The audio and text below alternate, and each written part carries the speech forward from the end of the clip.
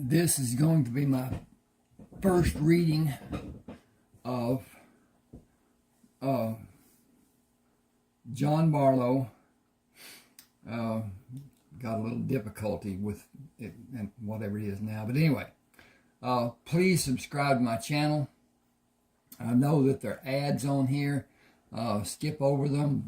Go and get you something while they're playing or whatever. And I will get a few cents from each of those ads being viewed, even though you're not watching them, as long as they go through and they terminate, whatever. That gives me a little bit. Please subscribe to this channel, and I have some offers to members that can come, and I'll have more readings and more possibly free books. At any rate, this is going to start Jon Bartleaux. Birth, the constant continuation of life. It brings such a wonderful, miraculous event and joy-filled occasion. My emergence into this world was not such a celebrated event. The usual shock against the newborn's body from temperature change and subsequent voluntary gulping of oxygen to fill infantile lungs did not happen. I did not scream a protest or flail my limbs. I remained limp, without body functions. I was not considered to be among the living. From habit rather than need, Dr. Andrew Halbron clamped off my umbilical cord and removed my attachment to my mother. Chance is all we are guaranteed in this sojourn we call living, and chance had all but stopped the life-sustaining blood flow to my body. Animals lay eggs, and through incubation the miracle of birth occurs. Eggs, or a single egg, are carried inside a natal sac in some animals, and the miracle of birth occurs. The newborn is mostly silent during the process, and afterward declares to the world how upsetting being taken from the secure confinement of the womb is. With pitiful protest shouted as vigorously as our newborn lungs will allow. The same life support cord leading from my mother to my body became my greatest enemy. It was tangled around my neck and decreased the blood flow to my body as I moved down the birth canal.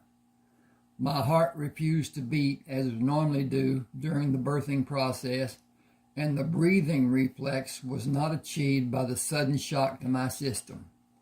My death relieved the responsibility of persons who would be burdened by a newborn in constant need of care without a mother. It was to be a major disappointment for some people, although welcomed by others. There were no bounds formed for me. Sorry about that. There were no bonds formed for me, only fantastic expectations of future developments. My death was not as startling or unacceptable for the people waiting downstairs as my mother's hemorrhaging during my birth would be, which is misunderstood and difficult to accept. People generally believe it cannot happen with a physician in attendance to prevent it. The medical professions are fully aware that internal bleeding is often not detected until time for deterrence and needed action is a thing of the past. Such is the case for my mother. A few minutes after my limp form was released from the secure confinement of her body, she ceased to live. I got to change pages here. My mother's young friend, My mother's young friend, Clarissa, was assisting Dr. Halbron in the upstairs room of the brothel, where my extraction and demise both occurred. After Dr. Halbron assessed my living conditions as terminated, Clarissa asked what he would do to start my bodily functions. When he conveyed his opinion that I was forever deceased, she interceded. What will start his heart beating? Dr. Halbron shook his head. He is lifeless and will remain so. I don't know how long the blood has been shut off from his body. It may have occurred during the delivery, or it may have been some time before the delivery began. The delay of his breathing and his blood coursing through his body is questionable because he was not discolored. Even now his skin tone is pinkish, but his life functions are terminated from lack of blood to bring him oxygen. He is dead. Clarissa spoke in a tone that chilled the good doctor. He is still pink, as he should be at this point in his existence. Dr. Holloman was frustrated with her insistence. He has no existence. Clarissa ignored him. Do anything that needs to be done and start his life functions now. His father is downstairs in that group of men. No one knows who the real father is, and all will claim him in secret, inside the confines of this house. They are gathered here and waiting for their child. You see those men. They are the strongest leaders in this city and the most powerful men in this state. I will take their son to them in a short time. Bring him back. Start his life again now if you care anything about your own life. To walk out on the balcony and say both mother and child are dead is not going to be my lot in this life. I will not be treated as badly as you, but I would not bet a plug nickel on either of us seeing another sunrise unless I have a living, breathing son for them to see and celebrate his living for them and for his mother. Dr. Halpern wrung his hands. I don't know what to do. I don't know if his heart will even respond. He needs electrical stimulus to make it active. Do it. He protested. I don't have anything to cause a shock to it, and I don't know if it even work should something be rigged to cause the shock that his heart needs and how it should be regulated. He is only a tiny baby. A standard electrical charge will burn flesh. A standard electrical charge will burn flesh.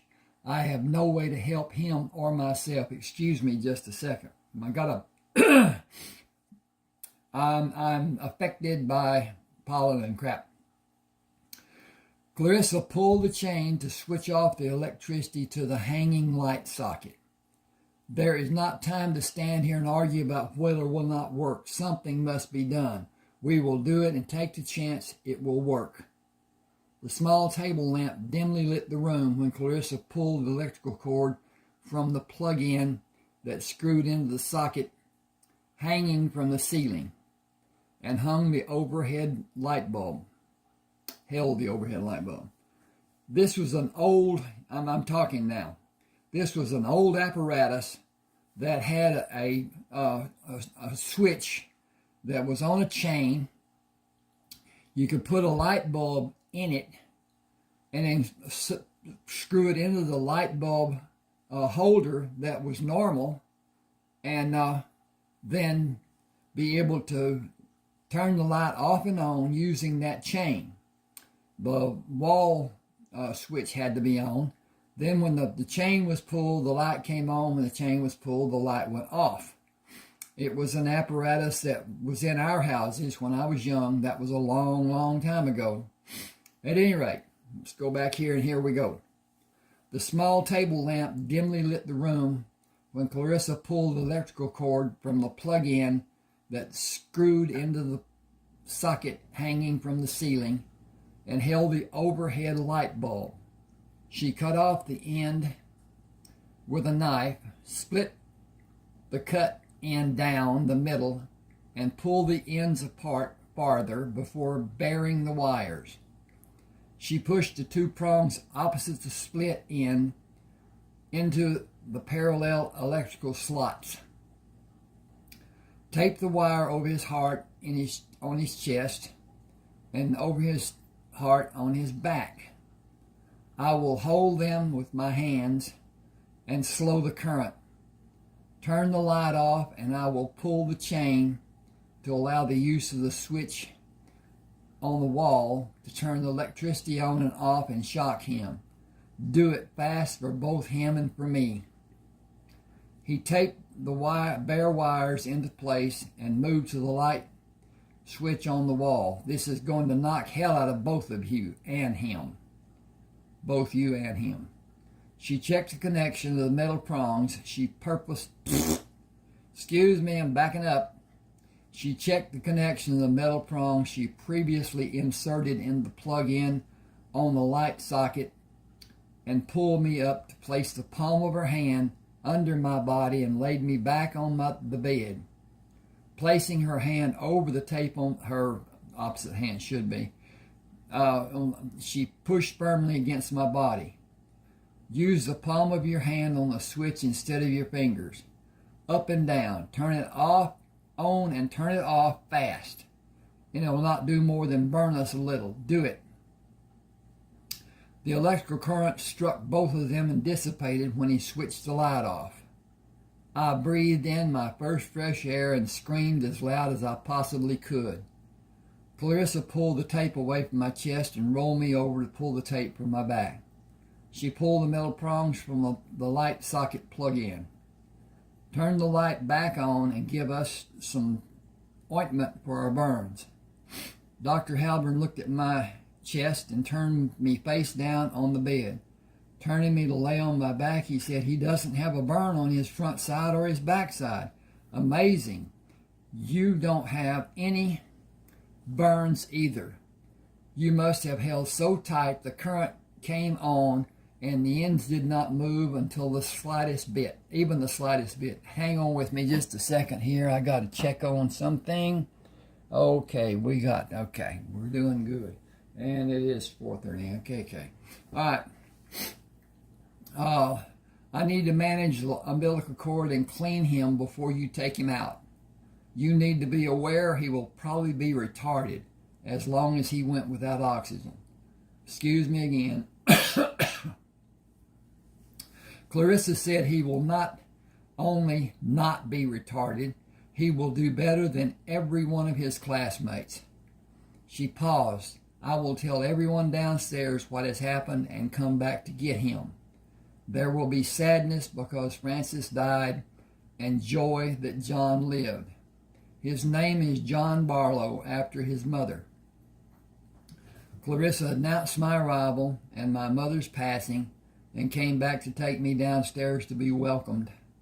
Madam took me from Clarissa and allowed everyone to see me. I was entering college before I learned that Madam's name was Charlize Thibodeau. She was my legal guardian and my legally adopted parent. She was never affectionate with anyone as far as I knew. Until I could walk, she carried me and tended to my needs, or she had someone tending me. If I was not in the playpen, the center of the great room, or sleeping in my crib in the upstairs corner bedroom, I was never alone. Someone was always nearby to be able to see me if I had a need.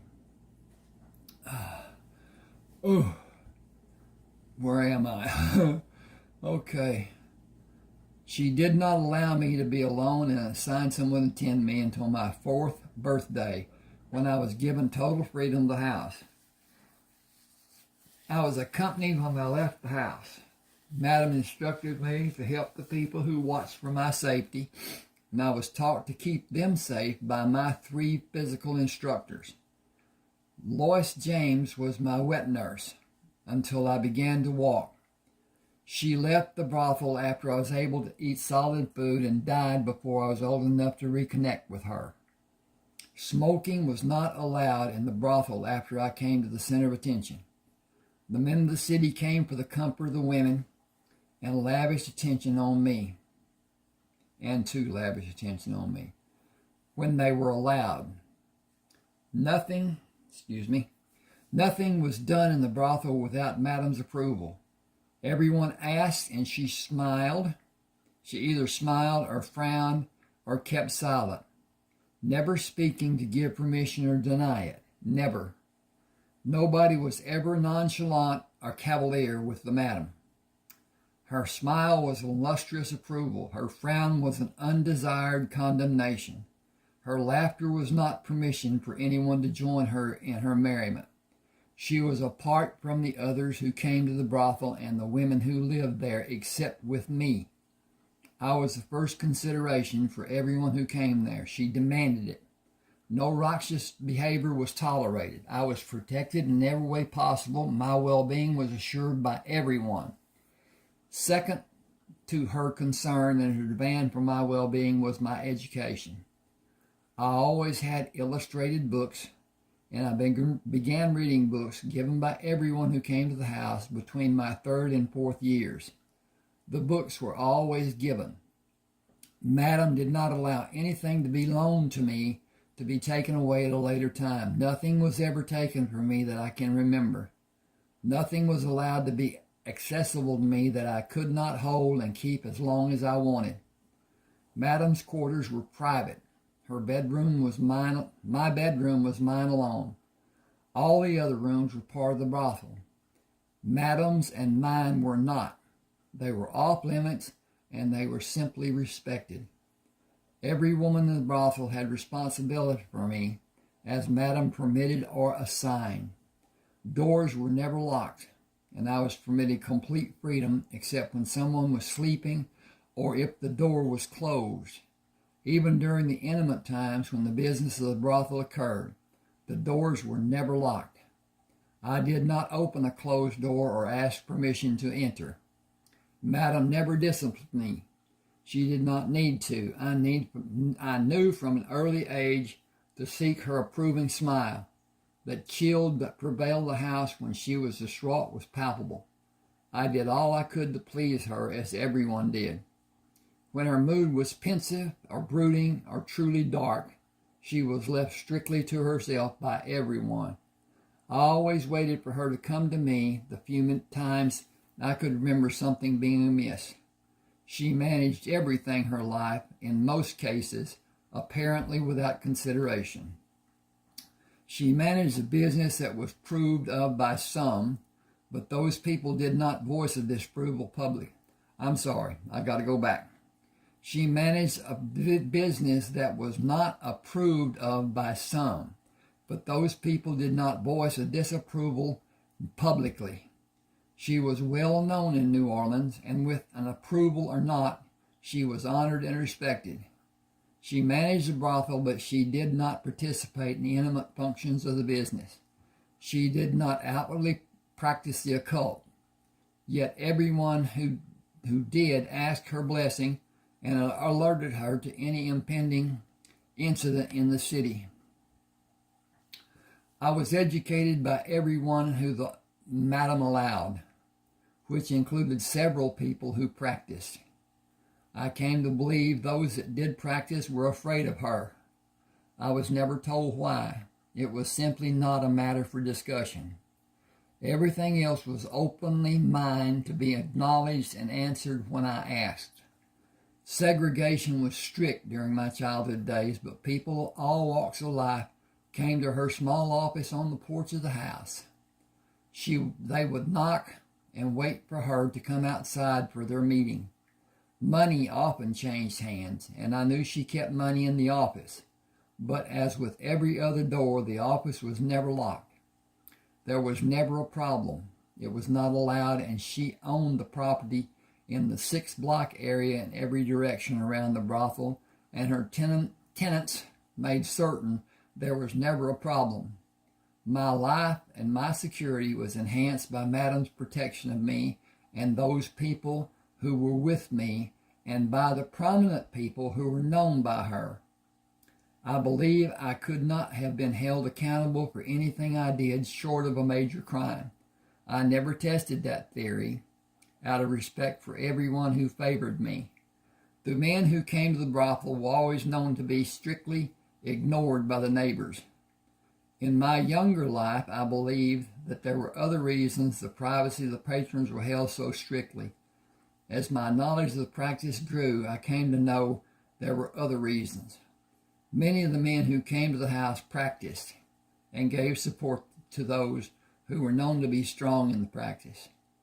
Judicious silence was rewarded with good health, and at times actual help in some form when it was needed. Everyone concerned remained happy and healthy. I knew Madam was happy when she sang to me. Everyone knew when she was not happy. It was a rare occurrence when she was not.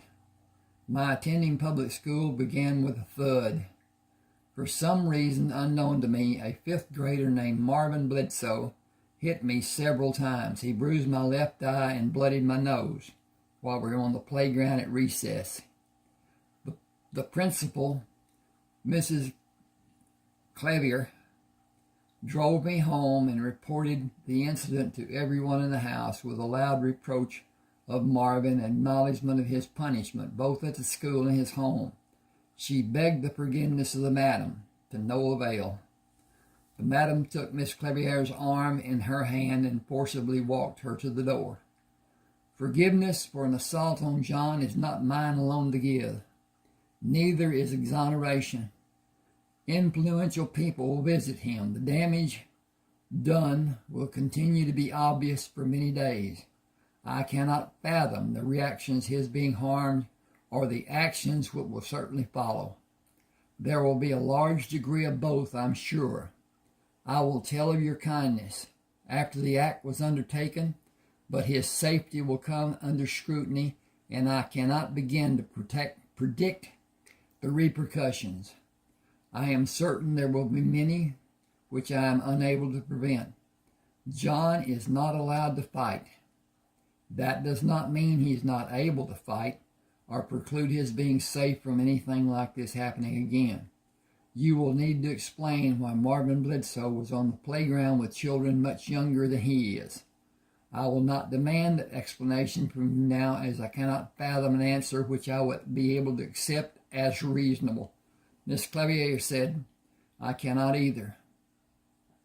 Madam simply turned her to study her face, and turning her away, continued to the door.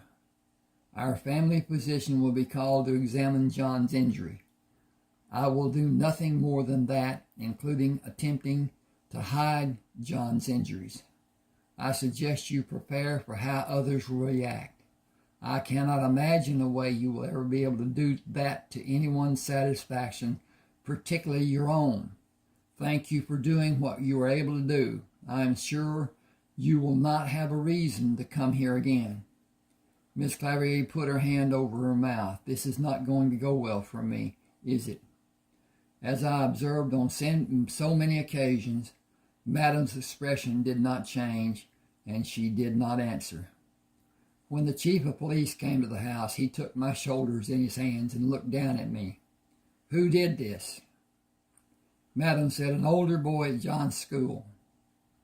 He did not again, excuse me. This is down on the page, I can hardly see it. He did not speak again before he left. When he returned, the men in the house went outside to meet him. I either do not remember what was said or I did not learn. I remember Madam was told I would never have another incident anywhere in the city. I cannot remember ever seeing Marvin Bledsoe again. The kids in the school avoided me after that happened, except Tish Alderson. She sat next to me and always had a small glass cylinder containing cinnamon toothpicks that we shared.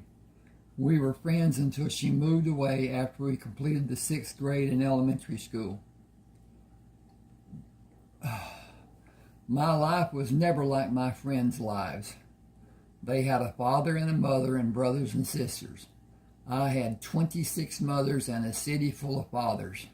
With no clue what a life of complicated siblings relationships held, I think I was blessed, as my friends told me about the complications they encountered and mostly wished to escape.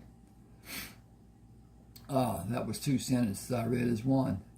I had a wealth of knowledge imparted by surrogate parents.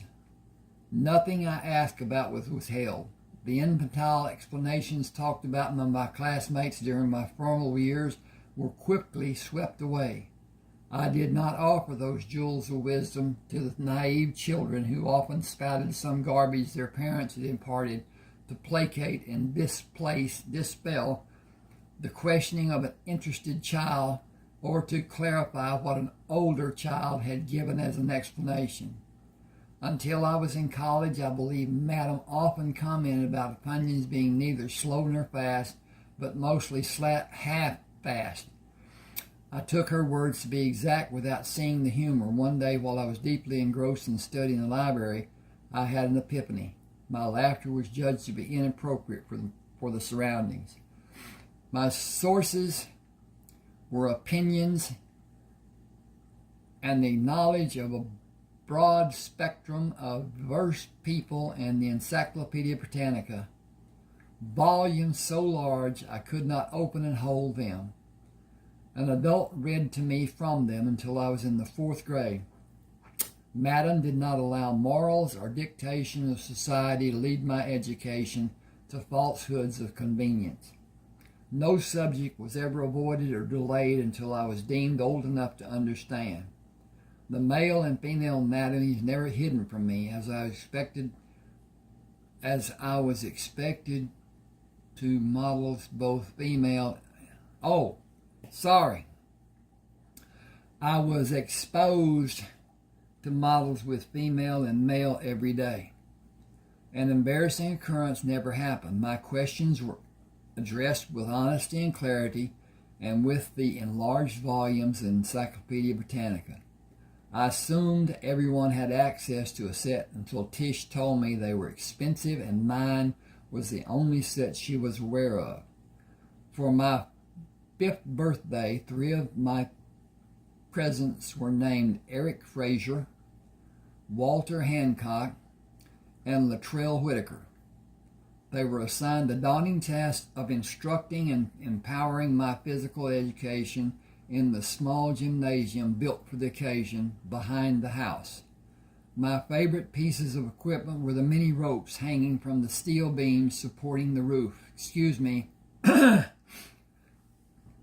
Tarzan was the hero of every child in my younger days. Edgar Rice Burroughs described him swinging through the jungle using vines anchored to trees. I swung through the gym imitating Tarzan. My favorite quote from him made me consider how much truth in what he said.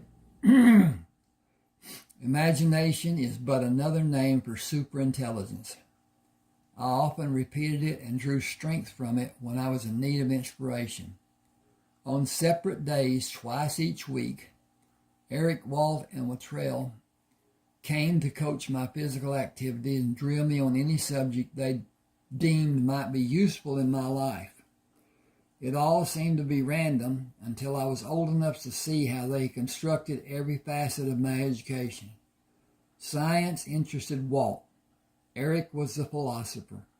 Latrell was great at doing any form of math and challenged me to answer without the use of paper, to draw the problems out visually. He would snap at me if I answered too slowly. After I was able to run, one of them barked at me like a veteran drill sergeant during the first 6 days of the week. Sunday was the exception. Still, I played in the gym on Sundays. Eric was my strength coach. Walter tutored me in gymnastics, and Latrell had responsibility for any sport he elected to prepare me to participate in. He introduced and drilled me in every aspect of all formal sports. I did not enjoy competitive soccer, as I did not relish kicking another person or being kicked and often being run into. Kicking the football with accuracy was more enjoyable, and I was proficient at both punting and place kicking, which allowed me to excel in performing in the football field in college. He became my swimming instructor when the pool was built for my 6th birthday, and he was my instructor in hand-to-hand combat after my 7th birthday. I neglected to tell Madam, gotta get my tongue straight here. I neglected to tell that Madam took every opportunity which developed to tell me more about my mother, and birthdays always began with her reciting something from the past to draw my attention to asking for more information about my mother. My mother must have truly loved the man who was my father to even the most bizarre and far-fetched extreme as might have been possible for her. Doctors warned her of her condition, preventing her carrying a baby to full term, and the dangers she was subjected to if she did not abort her pregnancy. For reasons even Madam could not explain, she chose to keep me. Excuse me a second. Gotta see what time it is. Okay, 30 minutes.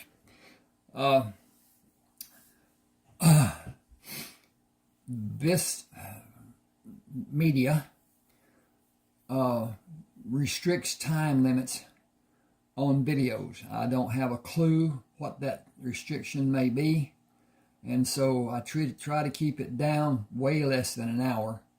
And this is 30 minutes, so I've got another 15 minutes or so that I can do this, and 20 or whatever. I have not been warned or canceled or anything up to this point, so I'm trying to keep it down. That's the reason I keep looking at the time. At any rate, keep me. Anytime someone spouts off advocating abortion, I am reminded that they were already born. I question how fervently they would have advocated their own abortion had they had the opportunity. Nah, I do not believe that for a single second. Got to turn. Science declares the world to consist of a structure of electrons, neutrons, and protons. I believe they admitted an extremely large class designated as morons. My mother was a very thoughtful person toward other people as well as the makeup of the world she was born and grew to adulthood in. She did not espouse any worthy causes. She kept to her own space and tidied as much as was possible for her. She was demanding of the men she entertained. No wham bam, thank you, ma'am. She required that a relationship be built before any favor was given, and the relationship was strictly platonic. The men also told me about my mother. Every other woman in the brothel was a professional. They did not allow emotions. Strictly business, and the more business they had, the more profit they had. None of them allowed and demanded emotional involvement with the Johns, as my mother did. She was the favorite of the regulars for the same reason. Most of the men waited hours for her, enjoyed games to pass the time until their attention was drawn away by my mother. They called her the seductress. They made an attempt to refer to me as the son of Francis. Madam frowned and said, "Johnny is his name in my house." I believe she was being respectful mother, but also of Lois. The men were not allowed to give me money except at celebrations, and Madam picked me up to help me drop it in a large brown piggy bank after I enjoyed having it a few hours. Gratuities for any act I performed were mine to keep, but as soon as I left it out to be seen by others, Madam deposited it in the piggy bank. It was safe inside the house, as there was never a theft. I believe she attempted to teach me to be careful with my possessions. They were very successful lessons, if that was her intent, for they served me well in my later life. I began swimming in the public swimming pool and visited homes that had pools. While visiting one day at a very wealthy family's house, I heard the word bastard for the first time. A young girl very innocently asked me if I was a bastard. I told her I did not know what the word meant, to which she told me she did not either. She overheard her mother say I was a bastard. We played in the pool the whole afternoon without seeing her mother. The trail was my sounding board for any noxious, pernicious, unpleasant, and injurious phrases. He explained the word bastard to me to be the absence of a parent. I was young and naive and took his explanation at face value without question. I referenced the encyclopedia to learn what the word meaning truly was and the connotation of the word as it applied to me. I was very happy to be alive, and it was not a concern for me. I never felt it was harmful to me, so it was never a problem. Several of the men wanted to be my legal father and adopt me, but Madam merely smiled. She asserted she would keep the legal control of my life until she died, and I would forever have the Bartleaux name. I did not change the name of my business for that reason. During my 13th birthday party on May the 8th of 1923, I was blindfolded and taken outside to see a new Oldsmobile parked on the street. Madam took the blindfold off and said, "Happy birthday." I said, "Thank you all. Are we going for a ride in this new car?" She smiled. "It is your birthday present from all of us, but you will not be able to drive it outside of the neighborhood."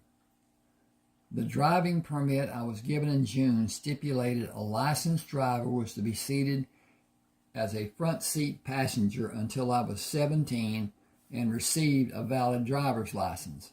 I was not allowed to ask someone to ride with me. Madam instructed Eric, Walt, and Luttrell to remember their duties. They never questioned her reasoning. I did not either, and happily drove around the neighborhood without an incident or having anyone ride with me. I did as I was accustomed and learned through the trial and error, being careful to avert an accident by slow movements and quick lessons. My business ventures before my 14th birthday. My business ventures began before my 14th birthday. I had been visiting the docks with my friend Brian Castro in his car since spring arrived in New Orleans. We would park and move through the workers on the docks. Brian's father held the office of local secretary for the Longshoremen's Union. The dock workers had known Brian since he was a small child, but he was not allowed to freely roam the docks until the year before his 15th birthday. His dad arranged a birthday cake and a surprise party for him on the dock. I kept Brian away until the arrangements were completed. I went too far in my page turning. The candles on the cake were burning brightly, and the men were hidden to surprise him.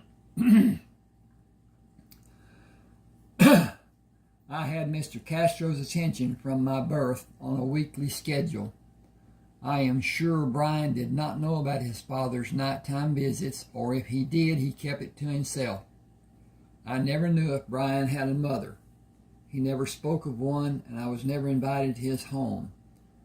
I am also positive Madam would have frowned if I had asked to go there, as she did so many times when I asked about visits until I ceased asking. When I casually mentioned the many times it happened to Luttrell, he said, "Nobody needs to hit you with a brick. You are a quick study, and if you take a lesson from your experiences to make sounder decisions, life will not be able to bang you around as much as some of us have been treated." I was not able to use the advice Luttrell gave me on my first business venture to avert a near disaster. I talked to the purser of a ship about buying bananas and arranged to buy all the bananas he held in two of the holds of the ship by giving him cash for each load as I was able to move it. The ship had been delayed and the bananas in the brink of becoming rotten. I arranged to rent 3 horse-drawn wagons to load with bananas to sell to the shop owners in the 3 downtown markets and the 2 on the other side of town. Noah Triscott took the 3 wagon loads with bananas and disappeared. I went to the first stop where he was supposed to deliver one of the 3 loads of bananas and informed that he had not made the deliveries. I ran home to tell Madam. She made an appointment and put me in a taxi and instructed the driver to take me to Quentin Tufteller at his law office. After I told him what Noah Triscott did, he sent me out of the office. I heard him use the telephone over and over. After I went back in the office, he summoned Jackson Coltrane. Take John with you to the pier and wait for Noah Triscott to bring the empty wagons and continue loading the bananas from the ship. It will be late this afternoon before the bananas are distributed properly. Take John to his home after the last wagon is loaded. Noah Triscott will bring the last of the profits to John and receive the money he had bargained for initially. No harm is to come to Noah. He will be paid by John in the future. Excuse me. He will be paid by John in the future for his services. Boy. Dry. After the success John had today, he will need Noah's services. Noah will be loyal to John and completely trustworthy. He has been chastised, instructed, and educated. He will be an asset for both of you in the future. I think Mr. Tufteller, didn't see that A. Excuse me. Let me get a drink. Just give me a minute here. I think that may help me immensely.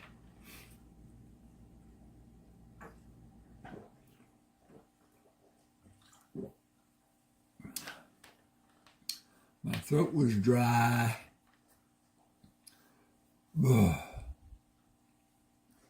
I think Mr. Tufteller left with Jackson Coltrane. Mr. Tufteller is very stern. I have never seen that side of him before. Jackson looked straight ahead. He was mad clear to the bone. Noah will get his money from you and help you in every way you desire at any time as long as you desire. He is lucky to still be living. He was only trying to get more money from you. If he had actually stolen from you, he would have just disappeared and never been seen or talked about ever again. He did not try to hide, so he is still alive. He can count his lucky stars by Miss Clarissa wanted more from him, but because Miss Clarissa wanted more from him. But Mr. Quentin asked her to allow him to handle Noah. Noah is one lucky fool. You won't have any more problems dealing with him. I remained silent until we arrived at the pier, but I wondered why Miss Clarissa was involved. Jackson stayed with me through the afternoon, collected the money from Noah, and paid for the loads of wagons as they were brought from the ship and loaded into the wagons. It was growing dark when Jackson drove me to the brothel. He tied the horse and came inside to talk to Madam, and later went upstairs with Madeline. I had to figure that out. Noah brought the cash he was given in payment for the last loads of bananas. He carried in a bulging brown paper shopping bag, with one hand under the bottom of the bag and the other keeping the bills from blowing out of the open top of the bag. I took the bag to the table in the kitchen and dumped it out in a manner that did not allow us to move off the top of the table. Did not allow it to move. Noah and I counted the bills, placing them order stacks in both ends of the table, and wrote our count on the paper beside the stacks. We switched ends and counted what the other had previously counted. It took more than an hour to make an accurate count of the money. I had more than 8 times as much money as had that morning after I paid Noah. Jackson came the next morning and joined me for breakfast. We will take your money to Iberian Bank to deposit it. When you buy from the ships again, you will write a check for the complete load and date the check for the following day. The bank will guarantee your check, and you will have a letter of credit for the men from the ships to see. You will give checks for every phase of your ventures and pay the required taxes. New Orleans people are talking about your enterprise with bananas. When you make more ventures and add more money to your account, it will be a matter of public record. You must protect yourself from violating federal laws. Mr. Quentin's firm will prepare tax forms for you until you're 18. You can hire another firm when you're 18 or continue with Mr. Quentin's firm, paying an annual fee as a legal retainer of the firm. I recommend that you retain the firm. Jackson waited for me in the lobby of the bank while I was in the office of Charles Phillips, the bank president. "Good morning, Mr. Bartleaux. I have taken the liberty of opening a checking account and savings account in your name. All that is needed is your signature on the account cards and the letter of credit. I advise you to deposit a major amount of your capital in the savings, as it will accrue interest. I had a form prepared for your signature giving me authority to take capital from your accounts as may be needed. Balances will be constant as the law states in this procedure. I will only act on your behalf, and all the assets will continue in your accounts." Okay, I'll back up here. I was able to act in this manner under the laws of the state of Louisiana, supervised by the Tefteller Law Firm, until your 18th birthday. You will be required to act for yourself after that day. I trust this arrangement is to your liking." I was both surprised and happy. "It is more than I expected, and it is very much to my liking. Thank you." He smiled for the first time. "It is my pleasure to see you doing so well." Just a minute, please. Yep. Okay. "To see you doing so well. You have established yourself as a valued individual with the men who run the ships. The fact that you have ready cash is a fortunate circumstance for both you and them. They know you are able to buy from them when they bring loads of food from Mexico and Cuba and South American countries. They usually wait for locals to purchase small amounts to sell in return for more when the first purchase is sold and the needed money to buy more is in hand. You offer the whole of the ship's available load to be purchased and payment to be done in a single act. It will rejuvenate the process of the past. It will benefit everyone involved, particularly the people who purchased for their own consumption. The vendors will be able to charge less because they will have a knowledge of the amount that will be available to them, instead of making small purchases and the small sales they have been forced to implement in the past. Your involvement is beneficial to everyone. Continue as you have begun, and you will be quite wealthy by your 18th birthday." I looked up from signing the cards. "Wealthy?" He smiled. "Beyond your wildest dreams. I have dreamed a lot, and you will have it and so much more. We will both do well because we will both help each other and many other people. Your business will grow as you grow. Your business will enhance others' lives and enhance their livelihood. This establishment will guide your progression and guard your business and your safety. Go solely, and I will monitor your dealings. My men are watching to aid you if it is needed. I believe it is common knowledge that my men have your best interest protected." I'm going to stop now. Please subscribe to my channel. Hit that like button, and I will have a second part done in a few minutes. Thanks for being with me. Hope you enjoyed.